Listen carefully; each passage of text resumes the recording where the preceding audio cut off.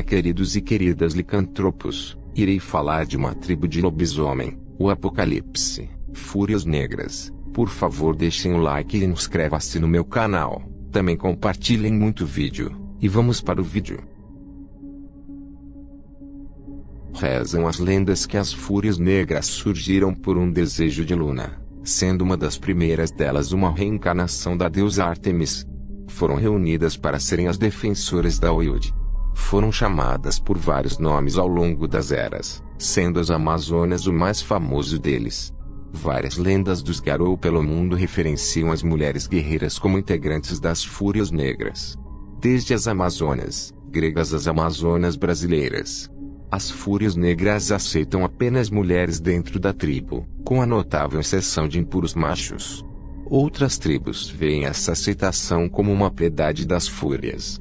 Tanto o livro básico, quanto o livro da tribo, contém várias histórias e lendas dos Garou referenciando as Fúrias Negras. Então entrar muito nesse assunto seria chover no molhado.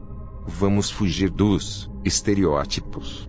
Pensemos por um momento nas mulheres da nossa sociedade de hoje em dia. Os hábitos da sociedade de hoje diferem demais dos hábitos de 10, 20 anos atrás. Obviamente que com isso, os hábitos da sociedade Garou também mudaram. Posturas e dogmas tribais foram alterados ou adaptados, encaixando na sociedade como é hoje. As Fúrias Negras representam a fúria feminina de Gaia e Luna. Nada de submissas, nada de empregadas, nada de inferiores.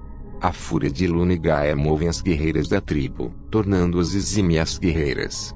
Em questão de combate, é possível considerar as Fúrias Negras como a mais eficiente das tribos.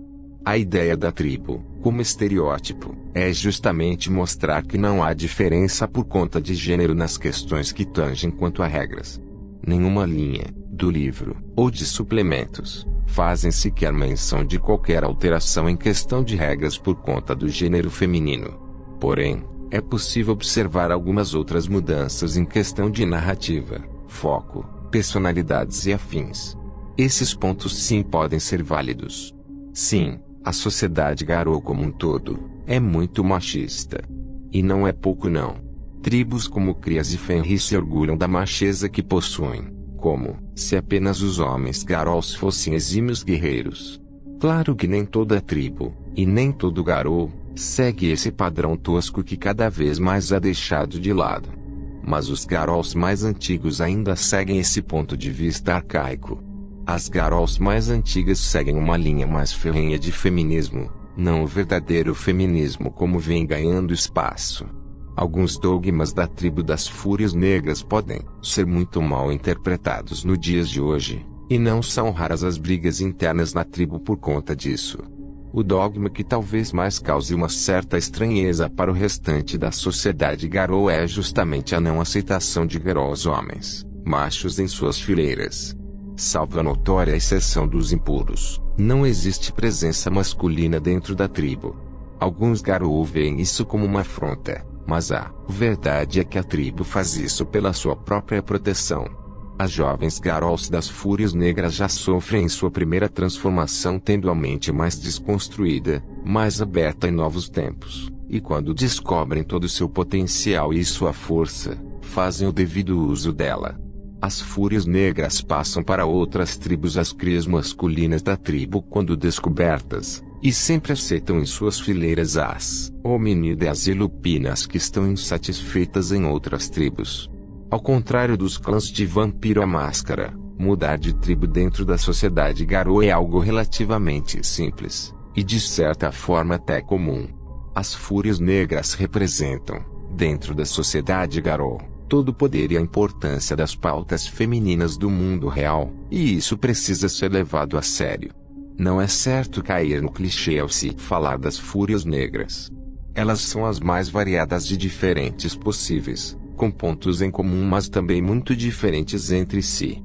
Mas uma coisa de menina por assim dizer, que de fato é uma característica da tribo, é a sororidade. As irmãs de tribo são muito unidas, muito mais que quaisquer outras tribos dos Garou. É possível pensar nas Fúrias Negras como uma única e enorme matilha, coesa unida, que se apoiam e se protegem, quaisquer sejam as situações e os problemas que as envolvam. Essa união é algo que reflete as nuances da sociedade real, e dá aspectos muito interessantes tanto para a narrativa, quanto para possíveis blendings e para abordar assuntos que precisam ser discutidos.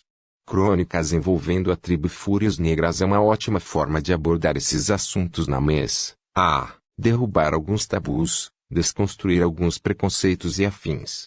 Os augúrios são o que de fato determinam uma boa parte das personalidades e comportamentos Garrolls, independente das tribos.